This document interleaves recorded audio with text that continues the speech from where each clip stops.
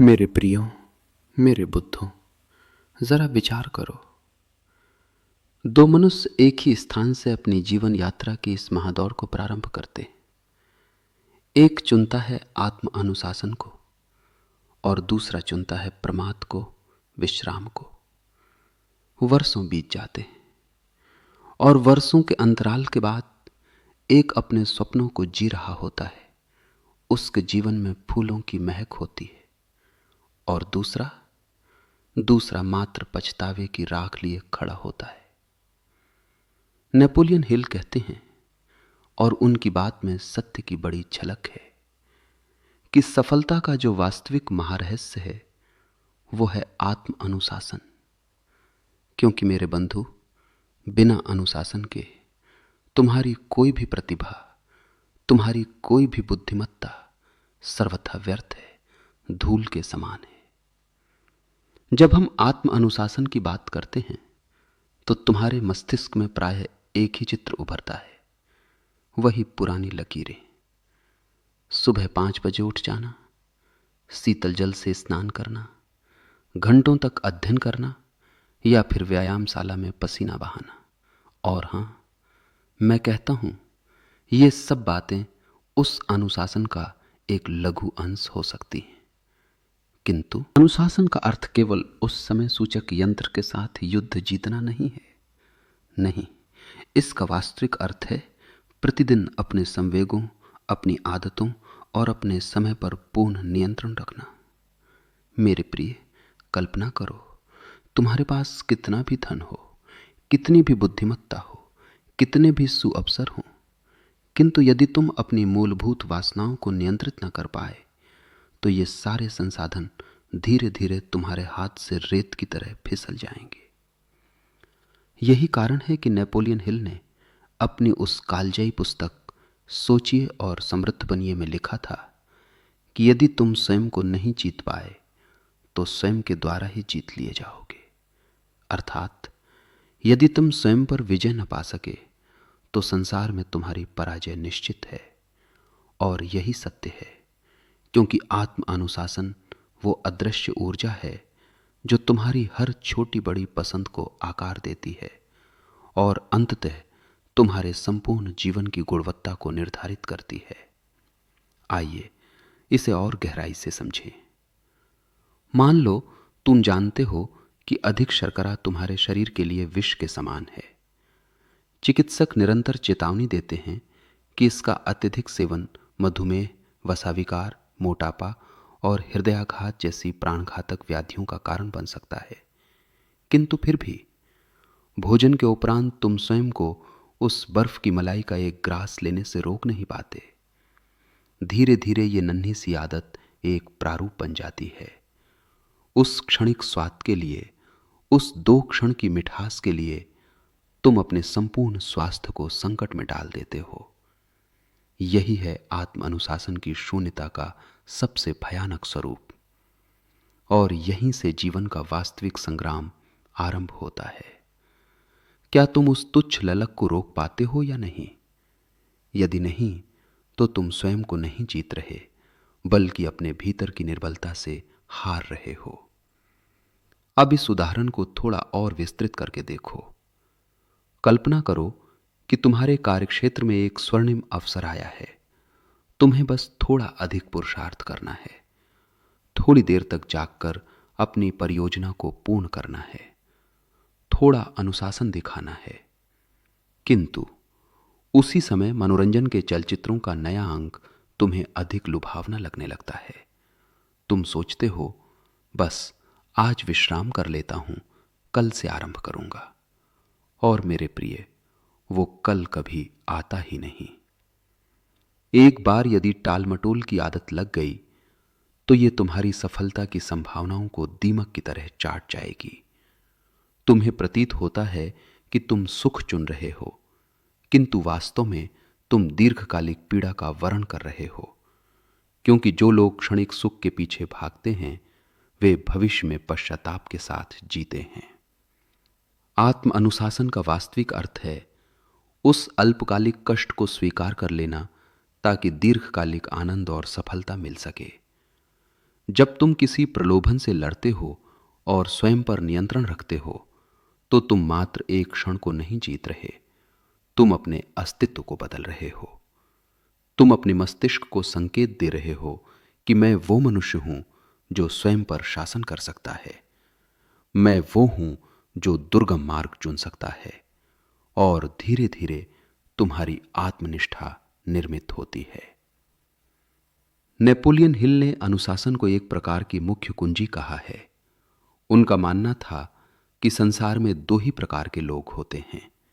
एक वे जो स्वयं को नियंत्रित करते हैं और अपने भाग्य का लेखन स्वयं करते हैं, और दूसरे वे जो अपनी वासनाओं, आदतों और आलस्य के दास बनकर एक साधारण जीवन व्यतीत करते हैं। जरा गौर करना, हर महान आत्मा, चाहे वे महात्मा गांधी हों, स्वामी विवेकानंद हों, स्टीव जॉब्स हों या एलन मस्क, सबकी सफलता की गाथा में जो सबसे सामान्य सूत्र है वो है आत्म अनुशासन। गांधी जी ने अपनी ललक और सुखों को त्याग कर सत्य और अहिंसा के मार्ग पर अनुशासन के साथ चलने का संकल्प लिया। यही अनुशासन उन्हें एक साधारण अधिवक्ता से एक असाधारण जननायक बना गया। उदाहरण के तौर पर, मान लो किसी ने तुम्हारा अपमान कर दिया। उस क्षण क्रोध आना स्वाभाविक है, किंतु यदि तुम उस क्रोध के वशीभूत होकर कटु शब्द कह देते हो तो तुम स्थिति को बिगाड़ देते हो। वहीं यदि तुम अनुशासित रहकर एक शांत अनुक्रिया देते हो तो तुम स्वयं को ही नियंत्रित नहीं करते, बल्कि दूसरे पर भी सकारात्मक प्रभाव डालते हो। यही भावनात्मक अनुशासन है। समय का अनुशासन भी उतना ही अनिवार्य है।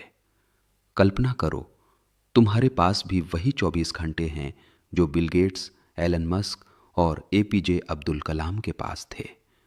भेद केवल इतना है कि उन्होंने उन घंटों को किस अनुशासन के साथ उपयोग किया। यदि तुम प्रतिदिन 2 घंटे सोशल मीडिया पर व्यर्थ कर देते हो तो वर्ष भर में 700 घंटों से अधिक नष्ट हो जाते हैं। और यही 700 घंटे यदि तुम अधिगम, स्वास्थ्य या किसी कौशल में लगाते तो तुम्हारा संपूर्ण जीवन रूपांतरित हो सकता था। इसीलिए कहा गया है, अनुशासन कोई बंधन नहीं है, यह तो मुक्ति है। अब सोचो, आत्म अनुशासन के बिना तुम कितनी चीजें खो सकते हो। अनुशासन की कमी का अर्थ है कि तुम अपने स्वास्थ्य को संकट में डाल रहे हो, अपने संबंधों को आहत कर रहे हो, अपने अवसरों को खो रहे हो, और सबसे बड़ी बात, अपनी क्षमताओं को व्यर्थ कर रहे हो। संसार के 90% पश्चाताप अनुशासन की कमी से ही उपजते हैं। कोई सोचता है, काश मैंने अध्ययन किया होता, काश स्वास्थ्य का ध्यान रखा होता। ये सारे काश एक ही स्थान से आते हैं, आत्म अनुशासन का अभाव। तो अनुशासन आखिर है क्या? ये वो आंतरिक शक्ति है जो तुम्हें तुम्हारे निम्न तल से उठाकर उच्च तल तक ले जाती है। ये वो ऊर्जा है जो तुम्हें सुख की सीमा से निकालकर विकास की ओर धकेलती है। ये वो अदृश्य कवच है जो तुम्हें प्रलोभनों से बचाकर सफलता की ओर ले जाता है। क्योंकि सच कहें तो प्रतिभा सबके पास होती है, स्वप्न सबके पास होते हैं, किंतु हर कोई अनुशासित नहीं होता। और यही अनुशासन विजेताओं और भगोड़ों के बीच का सबसे बड़ा भेद है। इसलिए याद रखना, आत्म अनुशासन का असली सार है तुम्हारा स्वयं पर नियंत्रण। जिंदगी की सबसे बड़ी लड़ाई बाहर नहीं, तुम्हारे भीतर चल रही भावनाओं से है। क्रोध, भय और ईर्ष्या, ये 3 ऐसी भावनाएं हैं जो मनुष्य को भीतर से खोखला कर देती हैं। जरा सोचना, कितने ही संबंध मात्र क्रोध के एक गलत शब्द से विनष्ट हो जाते हैं। कितने ही लक्ष्य मात्र भय के कारण आरंभ ही नहीं हो पाते। अनुशासन का अर्थ है तात्कालिक प्रतिक्रिया देने के स्थान पर एक होशपूर्ण अनुक्रिया देना। प्रतिक्रिया आवेगपूर्ण होती है, अनियंत्रित होती है और पश्चाताप लाती है। अनुक्रिया विचारपूर्ण होती है, संतुलित होती है और विकास लाती है। कल्पना करो, एक व्यवसायी है जिसकी मेहनत से बनाई गई प्रस्तुति को किसी ने सभा में नकार दिया। अब यहां दो रास्ते थे। पहला, वो अहंकार में आकर क्रोध करे और सब कुछ खो दे। दूसरा, वो शांत रहे, धैर्य से सुने और उसी को सुधार का अवसर बनाए। जिसने अनुशासन से दूसरा मार्ग चुना, उसने न सिर्फ अपना कार्य बचाया बल्कि विश्वास भी जीत लिया। असल में हमारे मस्तिष्क की संरचना ही ऐसी है कि भावनाएं पहले जागती हैं। जब कोई अपमान करता है तो शरीर में तुरंत तनाव के रसायन निकलने लगते हैं, हृदय की गति तीव्र हो जाती है। किंतु यही अनुशासन काम आता है। अनुशासन वो शक्ति है जो तुम्हें ठहरना सिखाती है, एक गहरी सांस लेने पर विवश करती है। वो 1 सेकंड का होशपूर्ण ठहराव पूरे जीवन की दिशा बदल सकता है। अब सोचो, यदि कोई मनुष्य क्रोध के नियंत्रण में जी रहा है तो उसकी गति क्या होगी? वो हर छोटी बात पर चिल्लाएगा, संबंध बिगाड़ लेगा। उसी तरह यदि कोई भय के वश में है तो वो कभी साहस नहीं करेगा। और ईर्ष्या, ये तो सबसे घातक विष है। ये तुम्हें दूसरों की सफलता देखकर जलाता है और तुम्हारी अपनी प्रगति को रोक देता है। अनुशासन का अर्थ इन भावनाओं को दबाना नहीं, बल्कि इन्हें साधना है। साधना का अर्थ है कि क्रोध को तुम सृजनात्मक कार्य में बदल दो, भय को तैयारी में बदल दो और ईर्ष्या को प्रेरणा में। विज्ञान भी यही कहता है कि जिन लोगों की भावनात्मक बुद्धिमत्ता उच्च होती है वे ही सफल होते हैं। और इसका सबसे बड़ा हिस्सा है स्वयं का अनुशासन। इसे जीवन में कैसे उतारें? सबसे सरल मार्ग है गहरा श्वसन। जब तुम प्रतिदिन केवल 5 मिनट गहरा श्वास लेते हो तो तुम्हारे तनाव के रसायन शांत हो जाते हैं, तुम अधिक धैर्यवान बनते हो। इसके अतिरिक्त दैनंदिनी लेखन, जब तुम अपनी भावनाओं को लिखते हो तो तुम उन्हें साक्षी भाव से देख पाते हो। जैसे ही तुम अपने उत्तेजना के बिंदु पहचान लेते हो, तुम उनके लिए सचेत हो जाते हो। नेपोलियन हिल ने लिखा है, अनुशासन तुम्हारे विचारों के अनुशासन से आरंभ होता है। यदि तुम अपने विचारों को नियंत्रित नहीं कर सकते तो तुम अपने कृत्यों को भी नियंत्रित नहीं कर पाओगे। कल्पना करो, एक सैनिक युद्ध क्षेत्र में है। यदि वो भय के वश में आ जाए तो वो भाग जाएगा। यदि वो क्रोध में आए तो रणनीति भूल जाएगा। किंतु यदि वो अनुशासित है तो वो शांत रहकर सही निर्णय लेगा।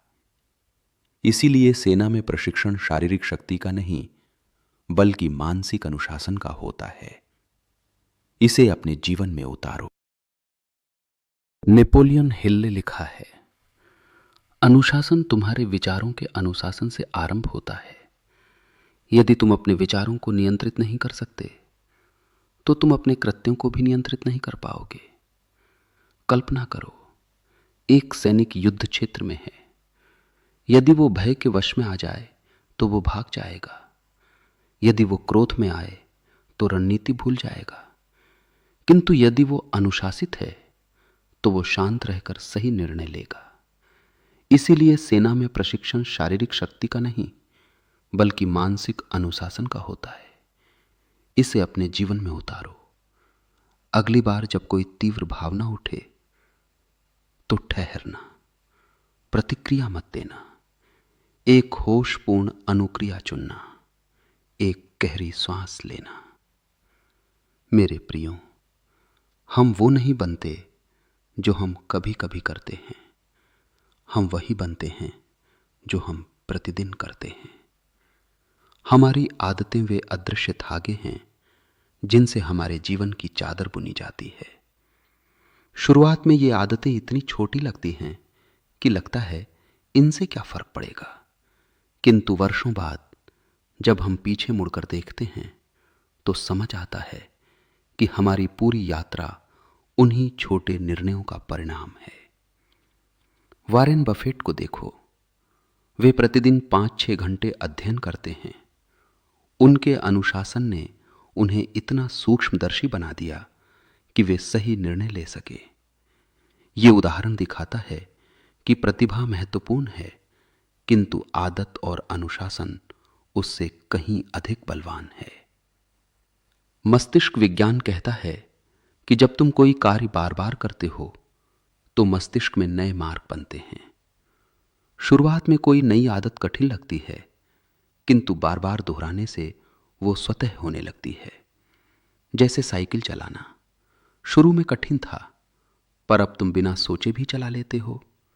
वैसे ही सुबह उठना, ध्यान करना शुरुआत में पुरुषार्थ मांगते हैं, पर फिर वे तुम्हारे स्वभाव का हिस्सा बन जाते हैं। अनुशासन ही वो सेतु है जो तुम्हें कठिन शुरुआत से सुखद आदत तक ले जाता है। प्रॉब्लम यह है कि नकारात्मक आदतें पालना सुगम है, क्योंकि वे तुरंत सुख देती हैं, किंतु सकारात्मक आदतें वे शुरू में कष्ट देती हैं, पर अंत में तुम्हें असाधारण बनाती हैं। विराट कोहली को देखो, उन्होंने अपनी सुख सुविधाओं को त्याग कर एक कठोर आहार और व्यायाम की पद्धति को अपनाया। आज उनकी निरंतरता ही उनकी पहचान है। तुम भी अपनी नियति बदल सकते हो यदि तुम अपनी आदतें बदल लो। यदि तुम सुबह उठकर सामाजिक संचार माध्यमों को देखने के बजाय 20 मिनट भ्रमण करो और रात में सोने से पहले ज्ञान की कोई पुस्तक पढ़ो, तो 1 साल बाद तुम एक नए मनुष्य होगे। जेम्स क्लियर कहते हैं, तुम अपने लक्ष्यों के स्तर तक ऊपर नहीं उठते, बल्कि तुम अपनी पद्धतियों के स्तर तक नीचे गिर जाते हो। अनुशासन यह सुनिश्चित करता है कि तुम्हारी पद्धति श्रेष्ठ हो। छोटे से आरंभ करो।